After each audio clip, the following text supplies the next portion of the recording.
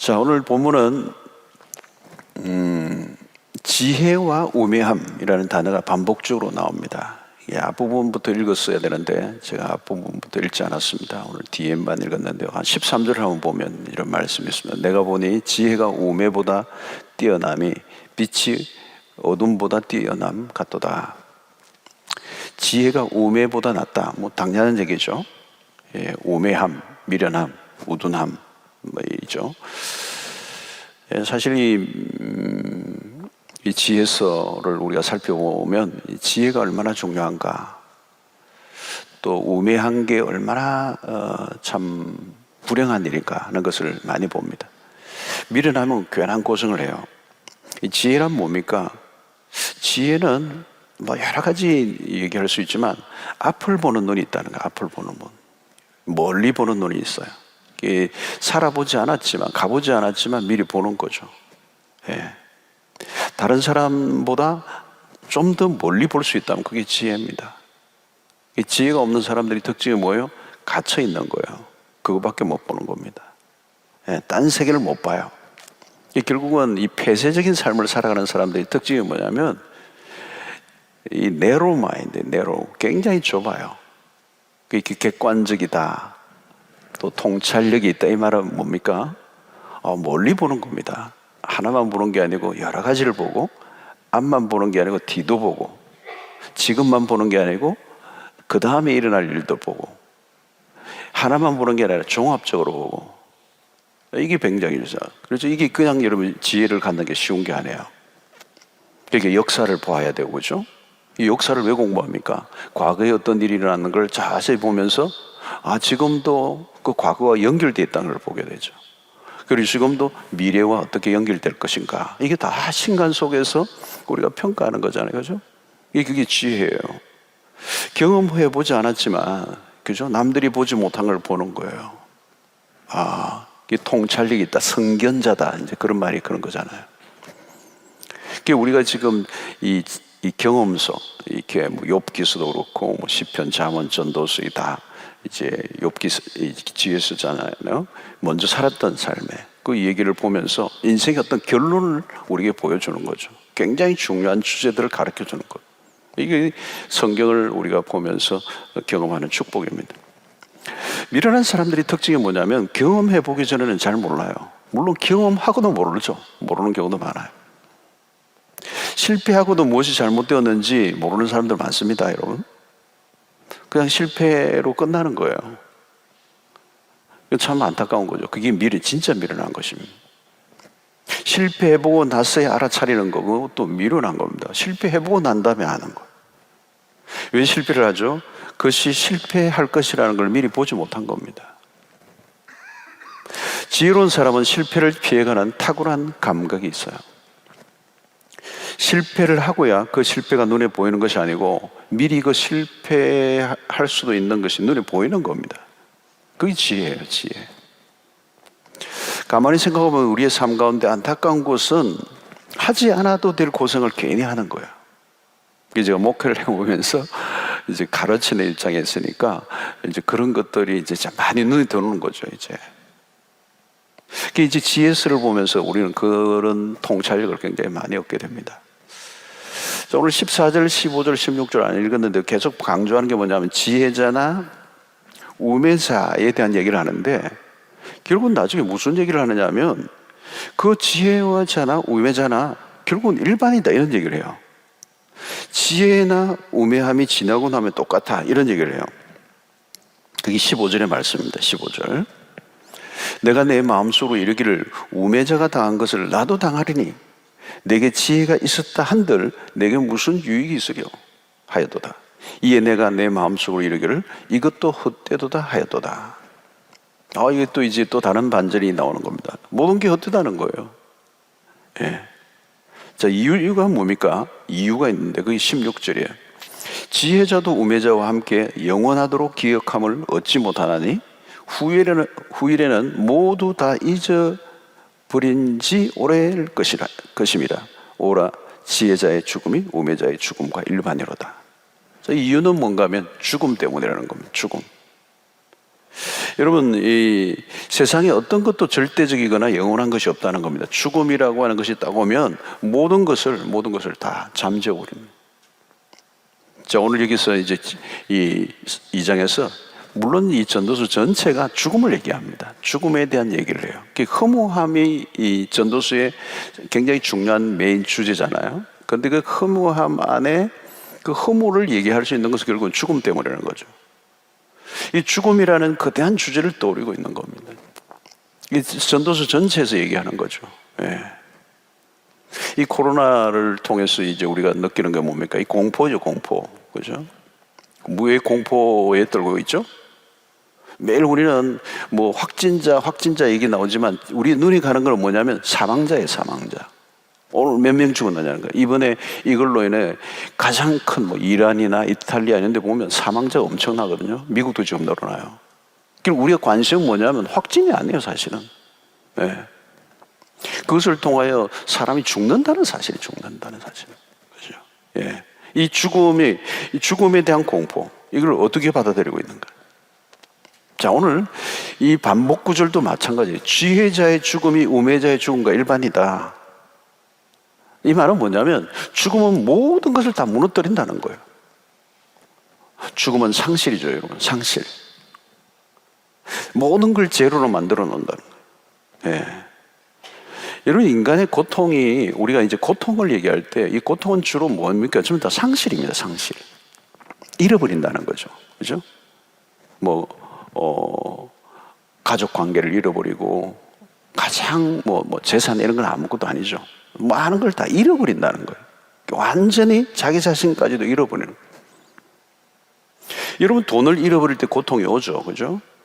돈이 굉장히 많은 사람들은 그 사기를 한번 당하면 죽으려고 그래야 돼요. 고통이 오는 겁니다. 고통. 친구를 잃어버려도 고통이 오죠, 여러분. 또 때로는 건강을 잃어버릴 때 고통이 오는 것입니다. 그러나 그것은 가장 작은 일부예요, 여러분. 우리의 삶에 많은 것들을 잃어버리는 게 있지만 죽음은 모르는 거예요, 여러분. 모든 걸 다 잃어버리는 것입니다. 제로 상태로 만들어버린다는 거죠. 그래서 오늘 전도서에서 강조하는 것은 것입니다. 죽음에 대한, 지혜자는 오늘 우리에게 뭘 각인시키려고 하는가 하면 죽음에 대한 깊은 인식을 각인시키고 있습니다. 자, 그러면 지혜로운 자의 삶은 어떤 것이냐? 죽음을 염두에 두고 살라는 것입니다. 대개는 죽음에 대해서 생각을 하지 않아요. 죽음을 생각하지 않아요. 오늘 지금 여러분, 우리가 이 코로나 사태가 오니까 온 세상이 지금 결국은 하나예요, 여러분. 죽음에 대한 것이에요. 두려움이에요. 평소에는 이 죽음을 우리가 보긴 하죠. 장례식에 가서도 죽음을 보기도 하지만 장례식 자주 갑니까? 그리고 장례식 갔더라도 장례식 갔을 때는 보통 그 임정의 자리에서 직접 경험하기보다는 멀쩡함치 있다가 그 장례식 참여하고 집 오는 거예요. 그리고 중국집 가고 또 밥 먹고 그런다고 잊어버린다고. 죽음은 나와 거리가 먼 걸로 생각해요. 예. 내가 죽는다라고 하는 것을 깊이 인식하고 살아가지 않는다는 거예요. 자, 우리가 메멘토 모리라는 말을 우리가 잘 하죠. 메멘토 모리. 뭡니까, 여러분? 죽음을 기억하라. 그죠? 근데 이 로마인들이 이 화려한 파티를 열 때 독특한 문화를 가지고 있었다는 거예요.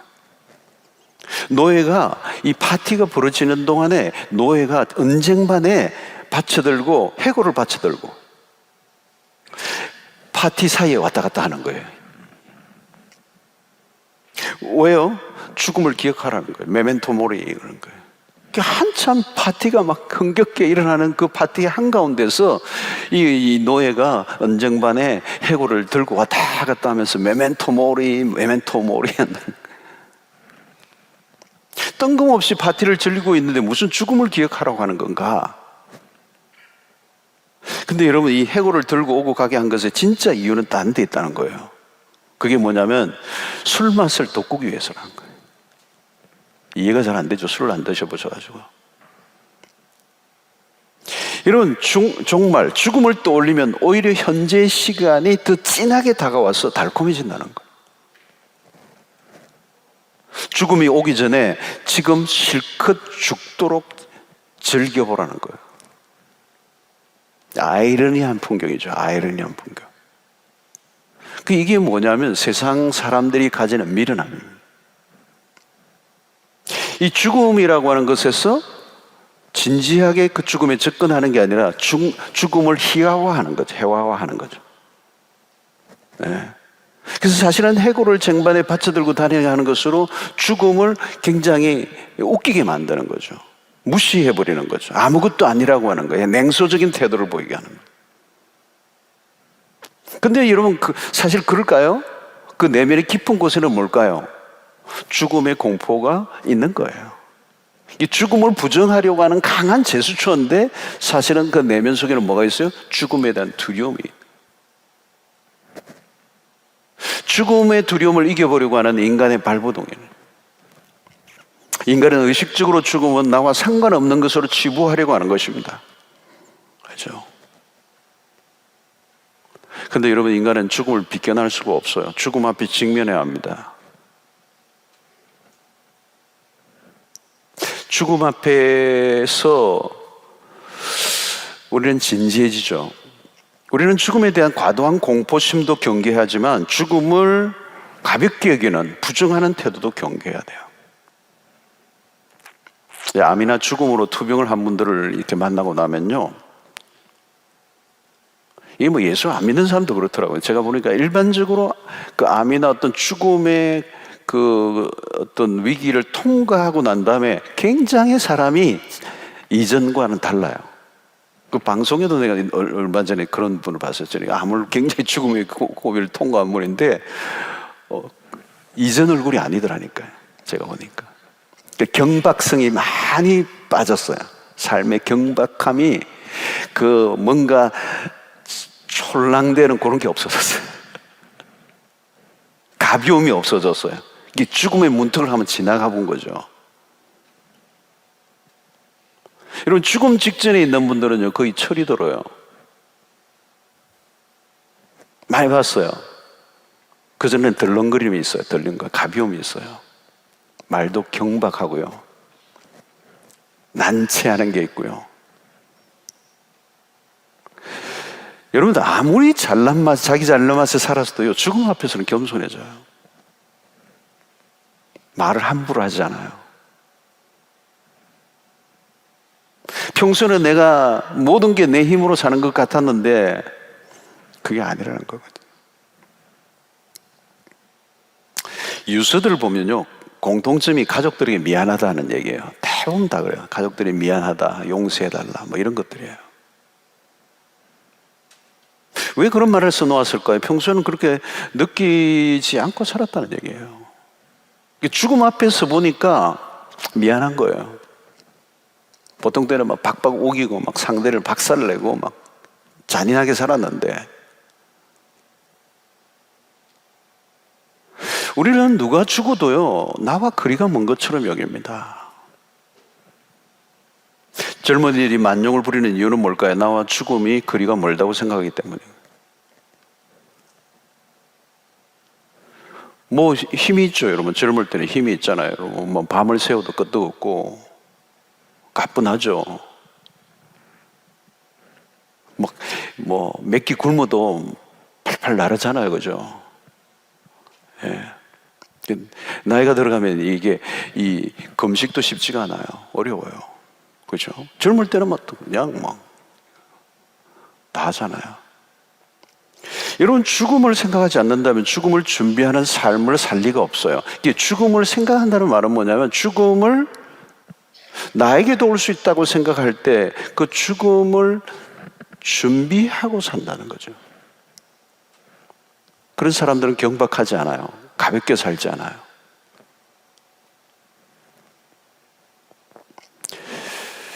여러분, 나이가 들어가면서 상황이 조금씩 달라지는 게 있잖아요. 여러분, 모든 것 다 그런 건 아니죠. 모든 사람들이 다른 건 아니에요. 나 죽을 때까지 안 되는 사람도 있어. 그러나 어쩔 수 없이 죽음을 생각해요. 무엇이든지 다 소화해냈는데 어느 날부터 소화가 잘 안 된다. 그죠? 뭔가 이렇게 잘 걸려요. 그죠? 내 마음대로 안 되는 거예요. 그죠? 육체가 내 마음대로 안 되는 거예요. 그 운동도 보면 젊은 날에 막 운동하는 것들이 있지만 나이 들면 함부로 하면 코피 터지고요. 그 다음날 들어놓고 죽는 겁니다. 그러니까 40만 넘어도 만용은 현격하게 줄어들죠.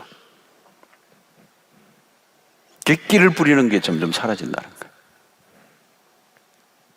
거예요. 네. 번뜩이는 이성의 작용도 서서히 무뎌지고요. 좀 까다롭게 굴던 사람도 조금씩 둥글둥글해지더라고요. 비판적인 사고보다 조금씩 긍정적으로 변해가고 자신이 살아보니까 말대로 안 되는 거거든요. 그 자기 안에 모순을 스스로 발견하니까 막 비판하고 막 판단하던 것들이 스스로 겁이 나는 거죠. 나중에는 내가 그 칼에 맞을 것 같아. 세월이 흐를수록 자신의 무능과 실패를 인정하기 시작합니다. 사람이 점점 관용적이게 되죠. 다르게 표현하면 그 말은 덜 도덕적인 사람이 된다는 걸 의미하는 겁니다. 핏대를 세우고 내가 비판을 했는데 어느 날 보니까 내가 그 비판의 대상에 올라와 있는 거예요. 저렇게밖에 안 되나? 자기가 살아보니까 저렇게 사는 건 대단한 거예요. 젊은 날에는 비평이 날카로워요. 침을 튀기면서 사람들을 평가하고 비난합니다. 신랄하죠? 다른 사람들을 비난하면서 카타르시스를 느낍니다. 여러분, 우리 한국 안에 이런 문화들이 많잖아요. 욕의 문화, 그죠? 욕의 카타르시스. 우리 신문이나 이런 거 보면 전부 다 욕이잖아요. 욕. 댓글 전부 다 욕이잖아요. 이 분노가 많은 거예요. 분노가 많은 거. 근데 여러분, 세월이 흐르면 뭐예요? 나이가 들어가면 자기 모순을 발견한다는 거예요. 내가 한 말과 사는 것이 일치하지 않는 걸 발견합니다. 남들을 향해 욕을 했는데 그 모습이 나에게 있는 거예요. 난 괜찮은 사람인 줄 알았는데 아니에요. 자, 오늘 여러분, 이 죽음이 오늘 우리의 삶에 이런 태도를 바꿔놓는다는 거죠. 자, 여러분, 죽음이라는 것은 어떤 것입니까? 모든 사람에게 다 찾아오는 거라는 거예요. 히브리서 9장 27절의 얘기처럼 한 번 죽는 것은 사람에게 정하신 것이고 그 후에는 심판이 있으리니 죽음은 사람에게 정해져 있는 겁니다. 죽음 앞에서는 모두가 동일한 것입니다. 세상에서는 차별이 있는지 없는지 모르지만 죽음은 차별이 없어. 성공한 사람도 죽고 실패한 사람도 죽고, 죽음은 쌓아놓은 모든 것을 다 뺏어갑니다. 결국 죽음은 모든 걸 다 공평하게 만들어버린다는 거죠. 지혜자나 우매자나 다 공평하게 만들어버린다. 그리고 지혜자나 우매자나 세월이 지나면 아무도 기억하지 않는다는 거예요. 16절을 다시 보면 지혜자도 우매자와 함께 영원하도록 기억함을 얻지 못한다. 후일에는 모두 다 잊어버린 지 오래될 것이다. 오호라 지혜자의 죽음이 우매자의 죽음과 일반이로다. 여러분, 세월이 지나면 다 잊혀진다는 거예요. 유명 스타들이 인기가 한순간이잖아요, 여러분. 가끔 이 비행기를 타고 오다 보면 공항에서 목격하는 게 있어요. 막 출국장에 막 카메라들 비추고 확 했는데 내가 왔다고 이러나. 근데 가보면 누가 오는 거죠. 예. 뭐 야단이지만 그렇게 흥분할 거 없어요, 여러분. 그죠? 대중의 기억력은 짧습니다. 한 세대를 넘지 못한다는 거예요. 문제는 무엇입니까? 우리를 기억해주고 있어야 할 사람들이 죽어버리는 거예요. 그죠? 그런데 사람들은 무엇인가를 남기려고 애를 씁니다. 이름을 남기려고 애를 씁니다. 그죠?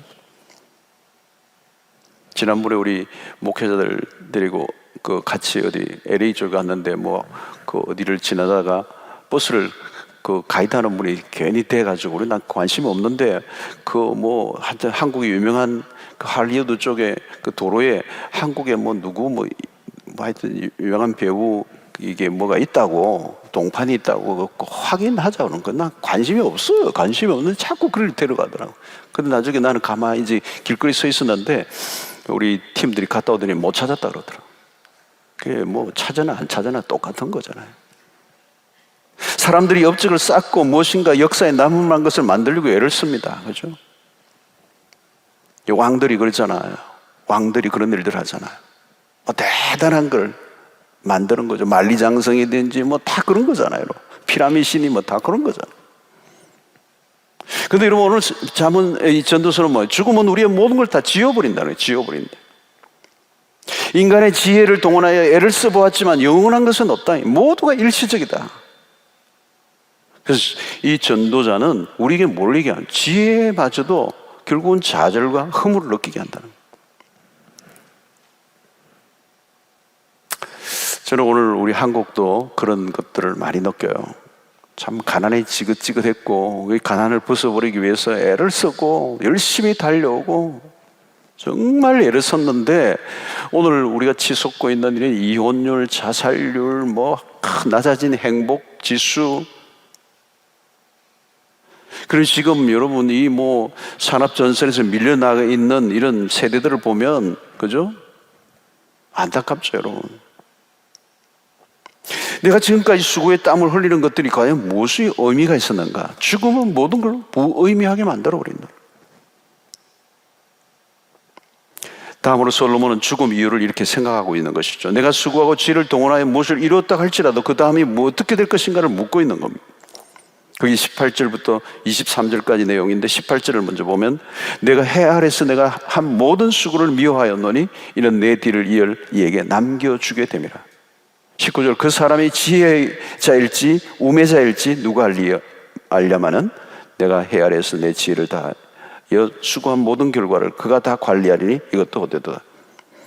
21절에 보면 어떤 사람은 그 지혜와 지식과 재주를 다하여 수고하였어도 그가 얻은 것을 수고하지 아니한 자에게 그의 몫으로 넘겨주리니 이것도 헛된 것이며 큰 악이로다. 결국은 다 다른 사람에 넘어간다는 거예요. 받을 만한 가치가 없는 사람에게 그게 남겨지게 될 것이다, 이런 얘기를 합니다. 그래서 사실 솔로몬의 생각을 했잖아요. 그의 아들 르호보암에게 넘겨졌지만 그 나라가 엉망으로 되고 말았잖아요. 그 다윗의 그 번성, 그리고 솔로몬이 누렸던 그 영광, 근데 그 아들들이 가면 어때요? 딱 제로가 되어버렸어. 이스라엘의 역사가 점점 소멸해지잖아요. 솔로몬의 영광이 그리 오래 가지 않았다는 거예요.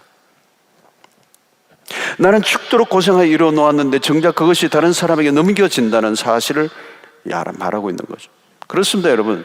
정작 좋은 것은 수고한 사람이 누린 게 아니라 전혀 다른 사람이 누리게 되어 있다는 겁니다.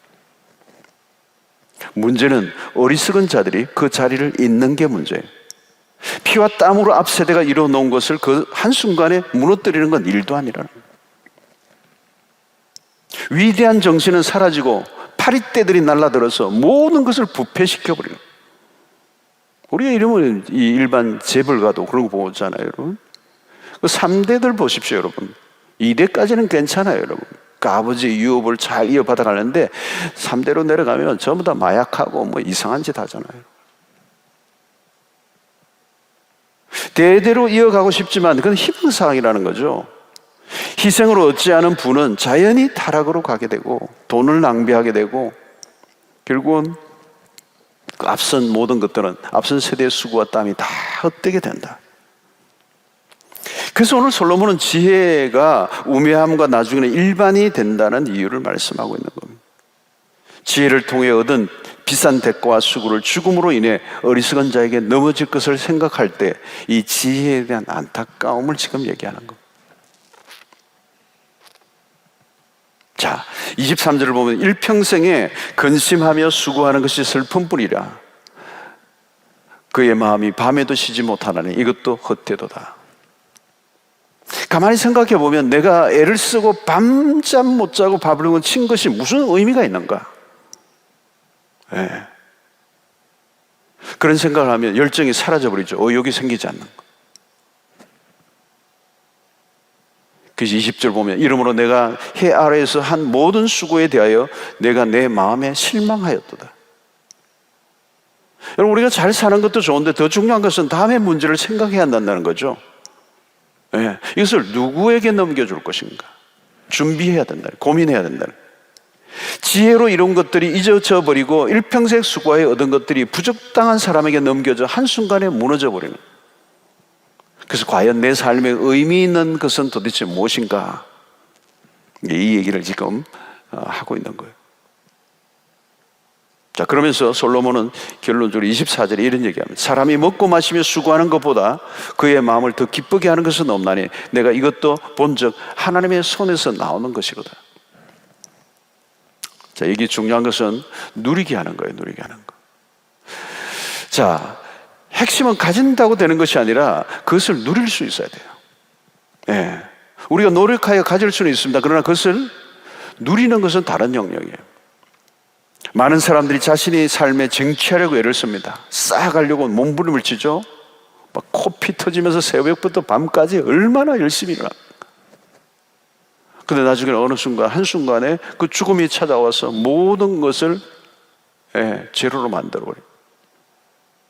오늘 26절에 보니까 하나님은 그가 기뻐하는 자에게는 지혜와 지식과 희락을 주시나 죄인에게는 노고를 주시고 그가 모아 쌓게 하사 하나님을 기뻐하게 하는 자에게 그가 주게 하시지만 이것도 헛되어 바람을 잡는 것이로다. 우리 한국 사회를 보면 이 부분이 굉장히 문제가 많아요. 치열하게 사는 것까지는 해왔는데 그 다음에 어떻게 될 줄은 모르는 거예요. 이 모드가 바뀌어야 되는데 이 모드가 안 바뀌어지는 거예요. 오르기 위해서 악을 쓰면서 왔는데 모든 걸 다 쏟고 왔는데 그 다음에 모두가 안 바뀌어요. 그 긴장감과 그 모든 그 불안을 내려놓지 못하는 거예요. 계속 쫓기는 삶을 사는 것입니다. 여러분, 삶을 누리는 것은 우리의 노력으로 이루어지는 것이 아니라 하나님으로부터 오는 것입니다. 내가 무엇인가 업적을 쌓고 부를 쌓고 권력을 쌓으려고 할수록 헛됨을 느낄 뿐입니다. 이 쓸데없는 과욕은 금물이라는 거죠. 힘물을 빼야 되는데 힘이 안 빠지는 거예요. 그래서 오늘 이 말씀은 너무 무엇인가를 이루려고 너무 욕심을 갖지 말라는 거예요. 모든 것은 하나님이 하신다는 이 결론을 우리에게 말씀하는 것입니다. 우리는 종종 이 진리를 잊어버립니다. 내가 노력하지만 그것으로 되는 것이 아니라 중요한 것은 하나님이 결정을 하신다. 아무리 내가 다 해놓아도 여러분 몸이 덜컹 아파버리면 모든 게 숲으로 돌아가요. 요즘 이런 전염병을 통해서 우리가 아는 건 뭘까요? 한순간에 모든 걸 스탑을 시켜버리는 거죠. 우리가 가는 진로가 한순간에 멈춰버려요. 지금 뭐 비행기도 스탑, 모든 게 스탑이잖아요. 곳곳에 그냥 다 클로즈예요, 클로즈. 죽음이 오면 모든 것은 한순간에 끝이에요. 아픈 정도가 아니라 죽음이 오면 죽음 앞에, 죽음이 우리 앞에 있다는 것은 뭘 말하는 거죠? 불확실함이 우리에 기다리고 있다는 거예요. 불확실함. 확실한 어떤 것도 보장이 안 되는 거잖아요. 죽음은. 우리의 삶의 축복은 우리의 업적의 결과로 주어지는 것이 아니라 하나님의 선물입니다. 요즘 우리가 느끼는 게 그거죠. 우리 일상 속에 주어진 것들이 매일 하나님의 선물이었다는 것. 하나님이 나에게 베풀어 주신 것을 감사함으로 그동안 받아왔는가. 매주 이러면 이게 모여서 함께 예배하고 이게 얼마나 우리의 일상에 감사할 것들이었는가. 그죠? 감사 못하고 지냈잖아요, 우리가.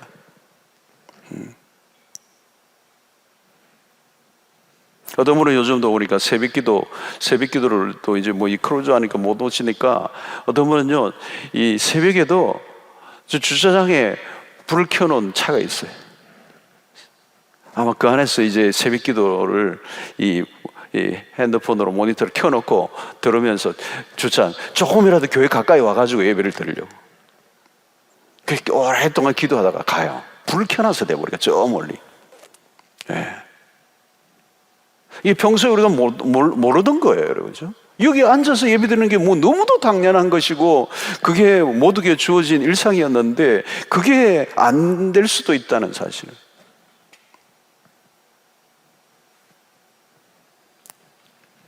여러분, 오늘 우리 현재의 삶에서 우리가 주어진 하루하루 그것이 하나님이 우리에게 허락하신 것들이고 그 순간순간이 얼마나 감사한 일인가. 뭐 이런 코로나가 아니래도 여러분 어떤 사람들은 병이 들면 그죠? 병 속에서 내가 하고 싶어도 할 수가 없는 거예요, 여러분. 어떤 분은 그래요. 밥을 먹는 일상에도 놀라운 것이지만요, 어떤 사람은 그 밥을 먹는 것을 먹으면서도 그 맛을 느끼지 못하는 사람들이 많아요. 네. 좋은 것을 좋다고 느끼지 못하고 살아가는 사람들. 여러분, 하나님의 인도가 아니면 참된 누림은 불가능합니다. 가졌다고 누리는 게 아니죠. 가진 것과 누리는 것은 전혀 별개예요. 돈은 많이 가졌는데 불쌍하게 살아가는 사람이 얼마나 많습니까? 네. 그래서 전도서 11장 8절로 9절을 보면 이렇게 얘기합니다. 사람이 여러 해를 살면 항상 즐거워할지로다. 그러나 캄캄한 날들이 많으리니 그 날들을 생각할지로다. 다가올 일은 다 헛되도다. 청년이여 내 어린 때를 즐거워하며 내 청년의 날들을 마음에 기뻐하며 마음에 원하는 길들과 내 눈에 보는 대로 행하라. 그러나 하나님이 이 모든 일로 말미암아 너를 심판하실 줄 알라. 여러분, 누리고 즐거워하는 건 나쁘지 않아요. 여러분, 너무 어떤 사람들은 그리스도의 자학적인 사람들이 있어요. 금욕적인 것들을 너무 강조하는 사람들이 있어요. 예. 때로는 금욕적 삶을 살아야 될 때도 있지만 금욕주의적 것은 기독교는 아니에요, 여러분. 신자의 삶은 여러분 이 세상에 관해서 굉장히 적극적인 삶의 태도를 가져야 돼요. 예. 너무 힘들게 자기를 쥐어짜고 그냥 자기를 힘들게 하고 그렇게 살아가면 안 돼요. 여러분, 주님은 주님의 공생을 보면요, 생각보다 우리 주님은 음식 드시는 걸 좋아하셨어요. 오늘 제가 우리 교육자들 금식했는데 제가 이 얘기하면 안 될 것 같기도 한데, 음식을 예수님이 즐겨주셨어요, 여러분. 그래서 먹기를 탐한다라는 것을 오해를 받을 정도로 그랬잖아요, 여러분. 예. 여러분, 오늘 이 음식을 즐긴다는 것은 중요한 의미가 있어요. 하나님을 모르는 사람들이 즐기는 것과 다른 점이 있어요, 여러분. 세상의 사람들은 죽고 나면 즐길 수 없으니 실컷 먹자, 즐기자, 이거죠. 그게 여러분 세상 속의 쾌락주의잖아요. 그러나 그리스도는 달라요, 여러분. 지금 즐겁게 살고 삶을 누리는 것은 장래에 누리게 되는 것에 대한 에피타이저예요. 진정으로 천국을 경험하는 천국의 예비 삶을. 그래서 예수님의 첫 번째 기적이 여러분 이 잔치집에서 벌이셨다는 것은 의미가 있는 거예요. 그리고 잔치집의 여흥이 끝나갈 것 같은 그 상황을 회복시키시고 기쁨이 일어나게 하셨던 것은 여러분 예수님의 첫 번째 기적은 의미가 있는 거예요. 누가복음 15장에 이 잔치에 참여하지 못한 사람은 뭐예요? 율법주의자예요. 율법주의자. 예. 큰 아들이 율법주의자예요. 종교적인 사람이에요. 굉장히 어떤 계율을 지키기는 일지를 모르지만 잔치에는 참여할 줄 모르는 사람, 춤을 출 줄 모르는 사람, 기쁨을 누릴 줄 모르는 사람, 오늘 주어진 삶에 대해서 매우 네거티브하고 부정적인 사람. 지금 임한 하나님의 나라를 누릴 줄 아는 사람이 장래에 다가올 하나님의 나라를 기대할 수 있다는 거예요. 예. 그래서 여러분 요즘 이단들 얘기도 많이 하잖아요, 여러분. 그 종말론, 이 언제나 여러분 극단적인 거는 위험한 겁니다, 여러분. 이 극단적 종말론자들이거든요. 그러니까 결국은 그냥 거기에만 다 14만 4천이거든. 모든 게가 거기에만 다 초점을 맞춰놓고 일상과 외부와 세상과 단절이 된 삶을 사는 거예요. 그게 좁은 세상에 갇혀 사는 겁니다. 지금 하나님의 나라를 전혀 자기들은 모르는 거예요. 그래서 오늘 우리는 우리의 주어진 삶에 대한 이 짧은 삶에 주어진 그 날들에 누리라고 하는 표현들을 쓰고 있는 것이죠. 자, 그런데 이 전도서에서 이제 가장 이 결론적인 얘기는 전도서 12장 1절로 넘어가야 돼요. 너는 청년의 때 너의 창조주를 기억하라. 곧 공고한 날이 이르기 전 나는 아무 낙이 없다고 할 해들이 가깝기 전에. 자, 여기 보면 창조주를 기억하라. 우리 많이 들었던 얘기예요. 자, 근데 언제요? 청년의 때예요. 청년의 때. 그러니까 여러분, 이 전도서는요, 나이 들어서 읽는 책이 아니고 젊은 날에 읽어야 될 책이라. 죽음은, 이 말은 뭐냐면, 죽음을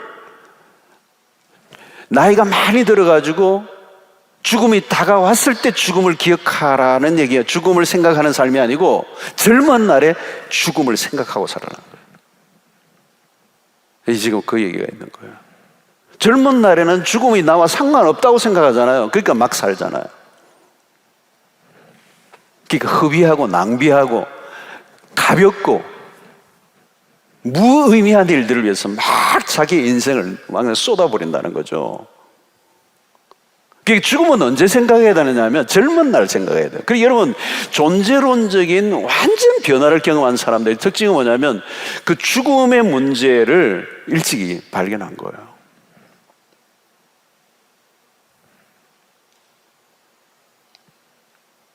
청년의 때에 너의 창조주를 기억하라. 이 죽음에 대한 얘기를 하면서 지금 전도서 기자가 결론적인 얘기를 하는 거예요. 지금 창조주를 기억하라는 거예요. 청년의 때에 늦으면 소용이 없다는 거예요. 제가 목회를 하면서 날마다 느끼는 거예요. 다 살아놓고 늦게 깨달으면 뭐해요? 그죠? 죽음이 올 줄을 생각하지 않고 산다는 거예요. 자기는 안 죽는다고 생각하는 거예요. 여러분, 죽음이라는 게 여러분 언제 온지 알지 못하잖아요, 지금. 그죠? 나이만 들면 여러분 죽습니까? 아닙니다, 여러분. 젊은 날에도 죽습니다. 수도 없이 죽습니다. 코로나로 뭐 죽는 사람만 있습니까, 여러분? 별별 일로 젊은 날 뭐 스포츠카 타고 가다가 죽기도 하고, 뭐 마약 하다가 죽기도 하고.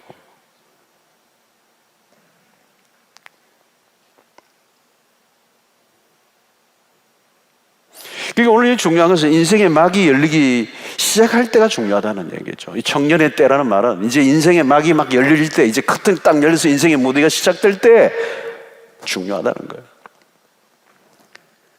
그 가장 잘 사는 비결은 뭐냐? 창조주를 기억하고 사는 사람입니다. 자, 창조주를 기억할 때 우리는 우리가 어디에 놓였는지를 알게 됩니다. 내가 어디에 놓였는지를 알게 되고 내가 어떻게 살아야 되는지를 알게 된다는 거예요. 여러분, 하나님의 창조주라는 이 말은 우리는 피조물이라는 거죠. 피조물이라는 거예요. 그 말은 뭘까요? 한계를 인정하라는 거죠. 젊은 날에 우리 인생에서 뭐 젊은 날이든 나이든 상관없이 모두가 실패하는 경우가 뭘까요? 자기가 다 할 수 있는 것처럼 과도한 욕망을 추구하는 거죠. 창조주를 모르기 때문에 그런 것입니다. 자기 자신을 잘 모르는 거죠. 그래서 빗나가는 것입니다. 여러분, 하나님이 세상을 만드셨습니다. 그렇다면 우리의 삶은 창조주에 의해서 돌아가게 되어 있습니다. 나는 피조물에 불과하다는 것을 알고 사는 것. 나는 창조주가 아니다는 것. 우리가 하는 일은 내가 가지고 있는 신념, 내가 가지고 있는 이념, 내가 가지고 있는 지식, 내가 가지고 있는 경험, 그게 중요한 게 아니에요. 창조자를 기억하고 그 창조주가 만들어 놓으신 그 원리와 법칙에 순응하며 살아가는 것. 여러분, 왜 좌절하고 낭망합니까? 낭망하고 좌절하는 이유는 내가 누구인지 모르기 때문에. 그래서 사람들은 주로 오바를 많이 해요. 오바. 착각을 잘한다는 거예요. 착각을 잘한다. 우리는 한계를 가진 존재입니다. 끝이 정해져 있습니다. 우리는 창조주를 위해 살다가 하면 되는 거죠. 고집 부릴 것도 없고 만용 부릴 것도 없고 자랑할 것도 없고 낭망할 것도 없고 절망할 것도 없고 하나님이 정해놓으신 그 창조의 틀 안에서 내가 놓여진 위치에서 헛된 욕심을 부리지 않고 주어진 현실에서 최선을 다하는. 이런 공허하고 절망해야 하는 이유는 창조주를 벗어나 살 때 벌어지는 것입니다. 창조주를 기억하라. 우리는 그리스도 안에서 새로운 피조물이 되었어. 우리는 소멸되고 파멸되어 가는 것이 아니라 그리스도 안에 새로운 생명을 가진 자로 이제 살게 된다는 거죠. 놀라운 것이죠. 우리의 창조주, 그래서 고린도후서 5장 17절에 하면 우리는 새로운 피조물이 되었어요. 이제는 우리 안에 하나님의 새로운 생명이 우리 안에 들어있어요. 여러분, 세상 안에 들어가면 사망의 냄새가 풀풀 풍기잖아요. 죽음의 공포가 난무하는 세상이잖아요. 요즘처럼 여러분 죽음의 공포가 난무하는 세상이 어디 있어요? 지금 뭐 두려워 떨잖아요, 여러분. 벌벌벌벌 떨잖아요, 여러분. 벌벌벌 떨잖아요. 우리는 달라요, 여러분. 우리는 뭐 그렇다고 해서 뭐 조심 없이 살라 이 말은 아니에요, 그렇죠? 그러나 죽는 것에 대해서 두려워할 필요는 없어요. 부활의 생명이 우리 안에 있는 거예요. 여러분, 이럴 때 우리 그리스도인들이 세상의 사람들과 전혀 다른 모습을 좀 보여야 돼요. 우리 안에 부활의 생명이 있기 때문에. 우리에는 창조주의 안에 새로운 피조물로서 그리스도 안에서 영생을 누리고 있는, 뭐 영생, 뭐 구원 얘기하다가 죽음에 대한 두려움 앞에 꼼짝 못한다면, 고린도서 15장 57절 58절 유명한 구절이잖아요. 우리 주 예수 그리스도로 말미암아 우리에게 승리를 주시는 하나님께 감사. 이 승리가 뭡니까? 죽음에 대한 승리예요. 그러므로 내 사랑하는 형제들아, 견실하며 흔들리지 말고 항상 주의 일에 더욱 힘쓰는 자들이 되라. 이는 너희 수고가 주 안에서 헛되지 않은 줄 알미라. 여러분, 바울은 부활의 신앙으로 똘똘 뭉쳐 있어요. 사망의 권세를 이긴 자의 선포예요. 우리는 이미 그 문제를 넘어선 사람들이에요. 우리의 태도는 무엇입니까? 그렇기 때문에 흔들리지 않는 거예요. 흔들리지 않는 거예요. 여러분, 세상의 특징이 하나 있는데 그건 뭔지 아십니까? 흔들리는 거예요. unstable.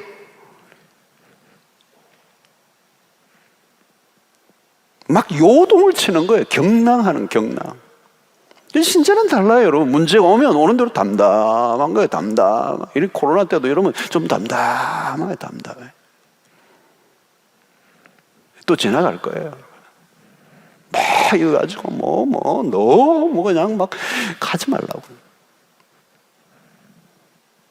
흔들리지 말라는 거예요. 죽음의 문제가 닥치면 경랑이 일어나요. 온 세상이 all stop이에요. 예, 요즘 팬데믹이라고 그러잖아요. 온 세계가 난리예요. 우리가 세상에서 목격하는 모습입니다. 이런 일이 앞으로도 여러분 일어날 가능성이 높아요. 앞으로도 많이 일어날 거예요. 성도 여러분, 기독교는 추상적인 종교가 아닙니다. 추상적이지 않아요, 여러분. 죽음이 추상이 아니잖아요. 부활도 추상이 아니에요.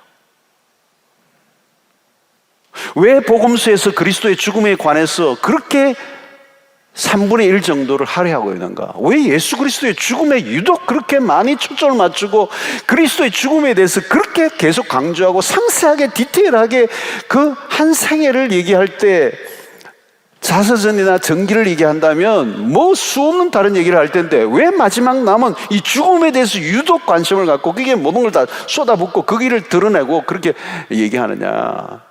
왜 세상의 위헌점과 다른 점이 뭐냐? 성경은 생명과 죽음의 문제를 정확하게 알려주는 거예요. 그래서 바울이 고백이 뭡니까? 고린도전서 2장 2절에 내가 너희 중에서 예수 그리스도와 그가 십자가에 못 박히신 것 외에는 아무것도 알지 아니하기로 작정하였습니다. 이 구원의 문제를 얘기하는 거잖아요, 여러분. 구원의 문제. 예수와 예수의 십자가에 죽으신 것 외에는 아무것도 알기를 원치 않는다. 사실은 여러분, 우리의 삶을 다 그냥 정리하면 딱 하나로 남는 거잖아요, 여러분. 죽음의 문제. 그걸 해결하는 유일한 길은 예수 그리스도의 십자가. 이 복음의 능력을 경험한 바울이 지금 이런 얘기하는 거예요. 내 십자가 외에는 아무것도 알고 원치 않는다. 이런 자랑 저런 자랑 이런 지혜 오만 건 내가 떠벌릴 수도 있지만 이거 아무것도 아니더라는 거예요.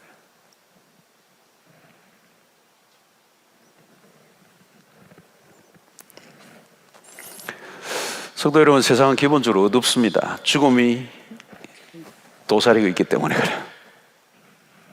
별 수 없어요, 여러분. 별 수 없습니다. 죽음이 딱 틀고 있기 때문에 세상은 어두워요. 아무리 출세하고 아무리 잘나고 아무리 돈이 많고 별볼이 없어요. 죽음이 딱 지고 있어요. 그러니까 세상은 어두워요. 한 방, 죽음이라는 이 한 방이 끝을 내버리기 때문에. 여러분, 우리가 복음을 가진 자가 가지는 이 영광스러움이라는 게 바로 여기 있어요. 나는 죽어도 살겠고.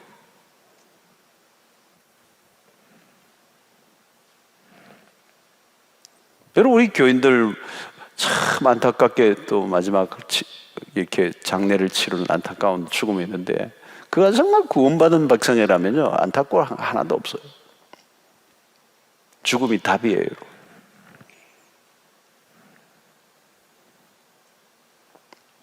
그냥 벌벌 떠는 거예요. 이 세상은 벌벌 떠는 거예요. 꼼짝 못하는 겁니다. 우리는 달라요. 복음의 이 꽃을, 이 죽음의 얘기가 있을 때 복음의 꽃을, 생명의 이야기를 하는 거예요. 죽어도 산다는 이 믿음으로 대응하는 거예요. 대응하는 거예요. 그래서 이번에 우한에서도 그 죽음의 도시인데도 매일 뭐 노란 옷인가 입고 신자들이 그 봉사를 하는 장면이 미아가 일화가 소개됐잖아요. 매일 그 동일한 자리에 노란 옷을 입고 나와서 막 사람들을 섬기고 하는 사람들이 유일하게 그리스도입니다. 모두가 공포로 떨 때, 모두가 죽음의 여기에 사로잡혀 있을 때, 이게 이 바이러스가 어디로부터 왔는가 판단하고 책임 떼지기 이전에 그리스도에는 죽음을 두려워하지 않고 그 죽음의 공포 현장에서 섬기는 일들을 하는 거예요. 여기 이번 우한에서 그 얘기가 있어. 야, 저게 기독교지. 죽음을 통과한 사람만이 가능한 거예요. 죽음의 지배하에 있는 사람은 오늘 온 세상의 모습이 그거기 때문에 죽음을 이긴 유일한 백성들은 그리스도인밖에 없기 때문에. 오늘 신자는 여러분 이런 때 있으면 우리가 뭘 도와야 되는가, 뭘 섬겨야 되는가, 이 세상에 우리가 할 일이 뭔가를 찾아내야 돼요. 그냥 막 죽을까 봐 숨어 들어갈지 말고. 이번에 대구의 경북 이 어린이니까 막 많은 의료인들이 막 어떤 분들은 막 은퇴하신 분인데도 간호사인데 그냥 막 자녀들이 다 말리는데도 그냥 간다 그래가지고 막 가고, 와 멋있는 거잖아요. 그거죠. 그런 거죠. 죽어도 산다는 믿음이 도대체 어디 갔느냐는 거죠. 여러분, 우리 안에는 이미 새로운 생명이 주어졌어요, 여러분. 우리는 영생 안에 들어와 있어요, 여러분. 우리는 죽어도 살아요. 죽음의 두려움이 아니라 하나님의 승리자의 모습. 그게 여러분 사도행전에서 우리가 목격하는 거 아닙니까? 부활의 신앙이라는 게 얼마나 강력한 것인지.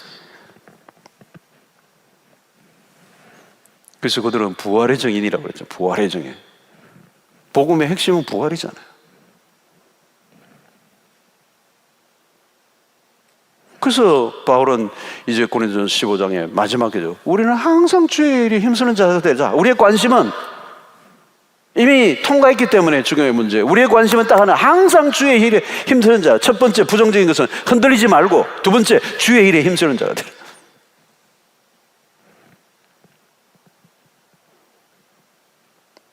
여러분, 주의 일이 여기서 뭐가 주의 일이겠습니까? 죽음의 공포에 가득한 세상 가운데 생명의 복음, 부활의 복음을 외치는 일.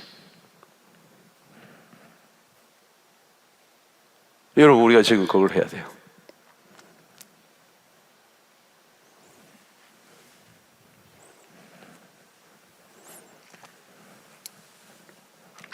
우리가 교회 예배당에서 예배를 드리지 않는 것을 두고 마치 우리가 죽을 게 두려워서 그런 줄 오해하는 분들이 가끔 있더라고요. 가끔.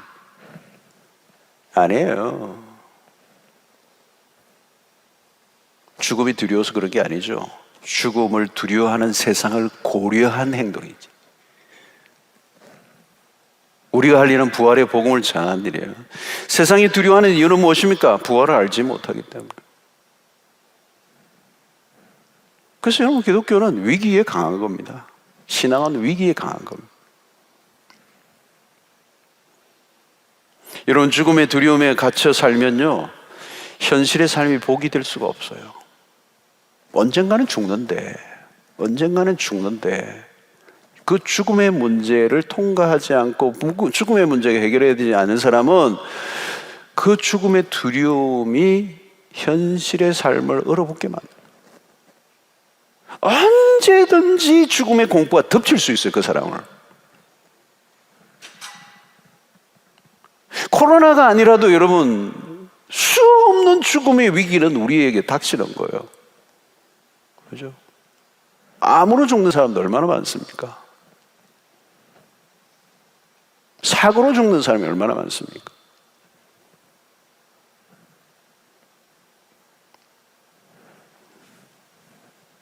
사랑하는 성도 여러분, 죽음과 생명의 문제는 하나님의 주권에 있습니다. 하나님이 다스리십니다. 우리는 그분 안에 삽니다.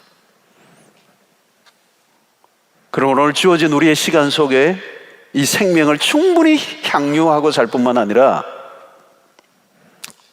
죽음의 공포가 음습할 때 하나님의 백성의 정체성을 드러내고 생명의 빛을 발하는, 이 생명의 힘을 분출하는,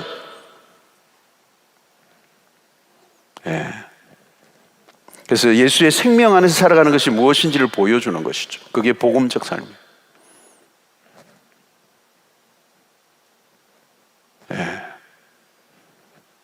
복음의 능력을 누리는 거죠. 복음의 능력을 누려야 돼요. 복음이 진짜 작동을 하고 있는 걸 확인해야 돼요. 세상의 죽음으로 두려워할 때 우리가 가져야 할 모습. 여러분, 우리는 잘 죽어야 돼요. 그러나 아무나 잘 죽을 수 있는 게 아니에요. 죽음의 문제를 잘 정리하고 있는 사람. 죽음이 추상적인 것이 아니듯이 신앙도 추상적이어서는 안 됩니다. 죽음은 우연히 특정한 사람에만 임하는 게 아니에요. 지금도 죽음을 보면서 우리는 단순히 통계를 보는 게 아니라 타락한 세상의 죽음의 저주 아래 있음을 보게 되는 거예요. 오늘 또 우리가 내가 살아있는 것은 하나님의 은혜예요. 오늘 우리에게 주어진 생명의 귀중함을 우리가 알고 오늘 주어진 삶을 의미 있게 살아가야 될 줄로 믿습니다. 그래서 오늘 죽음이 누구에게도 찾아올 수 있다는 사실을 안다면 오늘 이 주어진 이 시간 속에서 우리의 거품을 제거하고 허영을 제거하고 헛된 무의미한 것들을 위해서 우리의 시간을 낭비하지 않고 또 죽음에 두려워서 그냥 허덕이지 아니하고 매일매일 주어진 일상의 삶을 의미 있게 당당하게 흔들리지 않고 주일에 힘쓰는 우리의 삶을 살아야 될 것입니다. 망가지고 깨어지고 쓰러지게 하는 이 세상에서 우리는 세우고 살리고 일으키는 일을 위해 살아가는 이 복음적 삶을 살아가는 죽음의 문제가 해결된 하나님의 사람으로서 죽음의 공포를 이겨내고 오늘 우리의 주어진 현실을 충분히 누리며 살아갈 뿐만 아니라 우리의 주신 사명을 넉넉히 감당하고 이 사망의 권세에 시달리는 수 없는 사람들을 위하여 생명의 복음을 담대하게 외치는, 정말 요즘 시대가 이 복음이 필요한 것 같아요. 우리가 외쳐야 될 이 복음을 내가 먼저 누려야 돼요. 그리고 이 죽음의 권세에 시달리는 수 없는 사람들을 구원에 이끌어내는 그런 우리의 삶을 살아야 될 줄로 믿습니다.